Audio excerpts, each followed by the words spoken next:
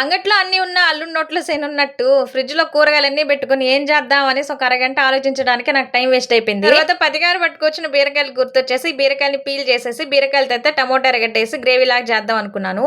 తర్వాత అయితే బీరకాయ తొక్కును కూడా ఎందుకు పడేయాలా అని చెప్పనేసి వాటితో అయితే పచ్చడి కూడా చేసేసాననమాట. ఇంట్లో వాళ్ళకేమో కారం ఉండాలి. మా పిల్లలకైతే అస్సలు కారం ఉండకూడదనమాట. అందుకే వాళ్ళ కోసం క్యారెట్, బీన్స్‌తో ఇలా స్టీమ్ చేసి ఫ్రై చేసేసాననమాట. ఇడ్లీ అయితే మా పిల్లల కోసం ఒకటే పెట్టాలి. ఇంట్లో వాళ్ళందరికీ అమ్మలుందనమాట. ఈ రోజైతే ఒక్కొక్కరికి ఒక్కో బ్రేక్‌ఫాస్ట్ చూపిస్తారండి. ఫస్ట్ అయితే ఇడ్లీ పిల్లల కోసం పెట్టేసానా, అలాగే అందులోనే ఫ్రై కోసం క్యారెట్, బీన్స్ కూడా పెట్టేసాను. ఒక పక్క బీరకాయ పచ్చడి అయితే పెట్టేసి ఈ 2 కుక్ అయ్యేలోపు బీరకాయలను అయితే కట్ చేసుకున్నాను కర్రీకి.